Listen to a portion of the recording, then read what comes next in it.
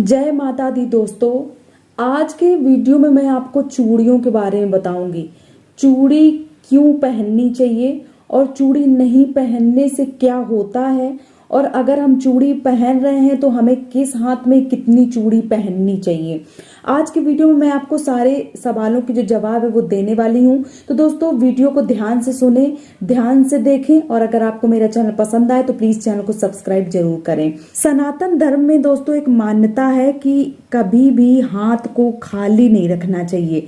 आजकल की जो नई पीढ़ी है, जैसे मान लीजिए किसी की नई नई शादी हुई है, वो ससुराल में जब तक रहेगा तब तक तो खूब भर भर के हाथों में चूड़ी पहने रहेगा और बाकी जितना भी श्रृंगार है वो करके रहेगा। उसके बाद क्या है, जब वो मायके जाएगा तो पता चले जितनी भी चूड़ी है सब निकाल के एक तरफ रख दी, अपना जो उनका फैशन है उन्होंने अपना लिया, और जितनी भी चूड़ी, जो भी मेकअप का सामान है, जो भी श्रृंगार का सामान है, वो उतार के उन्होंने कहीं फेंक दिया कि चलो ठीक है जब ससुराल जाएंगे तो फिर पहन लेंगे। लेकिन दोस्तों ऐसा नहीं करना चाहिए। पुरानी जो हमारी माताएं बहनें थी, उनके पैरों से कभी बिछिया और हाथों से चूड़ी और मांग से सिंदूर जो है वो कभी भी नहीं निकलता था। ये चीजें आप देखेंगे, अगर आपने ये चीजें नहीं देखी है तो आप बुजुर्ग जो माताएं बहनें हैं उनको एक बार देखिए। उनके लिए ये बहुत ज्यादा महत्व है और ये चीजें शुरू से वो करती चली आ रही हैं। और आजकल की जो पीढ़ी है वो समझती है कि अरे ये कुछ नहीं होता है, ये फैशन ना आज के जमाने में चलने लगा। पुराने जमाने में फैशन था लेकिन श्रृंगार की चीजों के साथ छेड़खानी नहीं होती थी, कोई भी उल्लंघन नहीं किया जाता था। पहले पुराने जमाने में एक कहावत है कि भगवान दुश्मन की बेटी को भी खाली हाथ ना करे। उसका यही अर्थ होता है कि खाली हाथ मतलब विधवा औरत जिसका पति मर गया हो, तो खाली हाथ कभी भी नहीं रहना चाहिए। आजकल की जो बहनें हैं, बेटियां हैं, माताएं हैं, आजकल जो चूड़ी वगैरह है उनका कोई फैशन उनका चल रहा है तो वो अपना जो हाथ है वो खाली करके ऐसे ही घूमती हैं। तो ऐसा नहीं करना चाहिए दोस्तों। चूड़ी पहनना चाहिए, कभी भी खाली हाथ नहीं घूमना चाहिए। चूड़ी अगर आप पहनते हैं तो आपके जो पति हैं उनकी जो आयु है वो लंबी होती है और साथ साथ उनकी बरकत भी होती है। उनको धन दौलत सौभाग्य और उनके आदर सम्मान में कोई भी कमी नहीं होती है अगर आप चूड़ियों को पहनते हैं तो। लेकिन अगर आप चूड़ियों को नहीं पहनते हैं, कभी कभी बहुत सारे लोग ये भी सोचते हैं कि कुछ नहीं होता है, चूड़ी पहनो तब भी कोई फर्क नहीं है, ना पहनो तब भी कोई फर्क नहीं। लेकिन दोस्तों ऐसा नहीं होता है। अगर आप चूड़ी नहीं पहन रहे हैं तो सोचो कहीं ना कोई चीज आपसे रुकी हुई है, कोई जो कृपा है वो अभी नहीं आ रही है।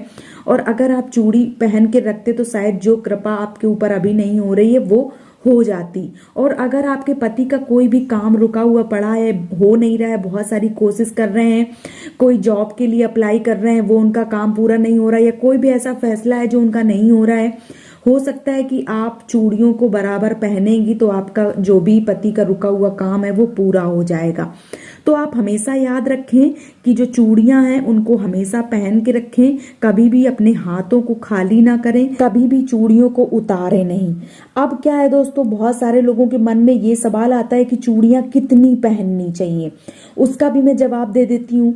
चूड़ियों को हमेशा एक समान नहीं पहनना चाहिए, मतलब जो चूड़ियां हैं उनको हमेशा बराबर नहीं पहनना चाहिए। एक हाथ में सम पहनना चाहिए और एक हाथ में विषम पहनना चाहिए।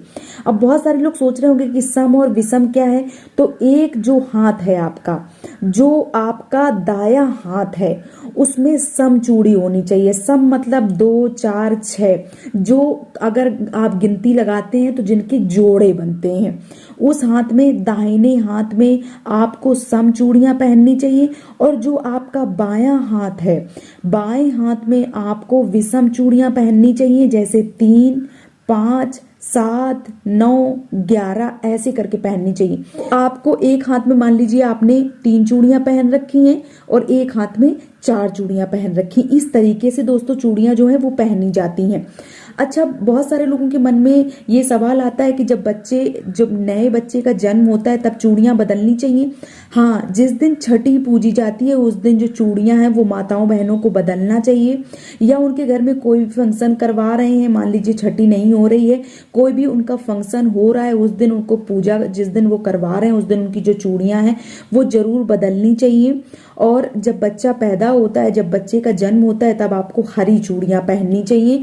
और अगर आपकी शादी है, किसी आपके घर में शादी है, उस समय आप लाल चूड़ियां पहने। और हमेशा अपने हाथों में चूड़ियों को पहन कर रखें, कभी भी खाली हाथ ना घूमें। बहुत सारे लोग सोने की जो चूड़ियां हैं वो पहन लेते हैं, कभी कभी एक एक कंगन डाल लेते हैं, फिर चूड़ियां नहीं पहनते। तो आप ऐसा ना करें। कांच की जो चूड़ियां हैं वो हमेशा पहने। जहां चलन है कांच की चूड़ियों का, वहां कांच की चूड़ियां पहने। जहां लाख की चूड़ियों का चलन है वहां लाख की चूड़ियां पहने। जहां साका पोला वगैरह का चलन है वहां साका पोला पहने। और कभी भी आप अपने हाथों को खाली ना छोड़ें, हमेशा चूड़ियों को पहनना चाहिए। ये सौभाग्य की निशानी होती है दोस्तों। और खाली हाथ मतलब पति की मृत्यु। जिसका पति ना हो वो लोग अपना जो हाथ है वो खाली रखते हैं। तो दोस्तों हमेशा चूड़ियां जो है वो पहन कर रखिए। भगवान आपकी जो जोड़ी है वो सलामत रहे, आप सदा सुहागन रहें। इसी आशीर्वाद के साथ आज का वीडियो मैं यहीं पे समाप्त कर रही हूँ। जय माता दी।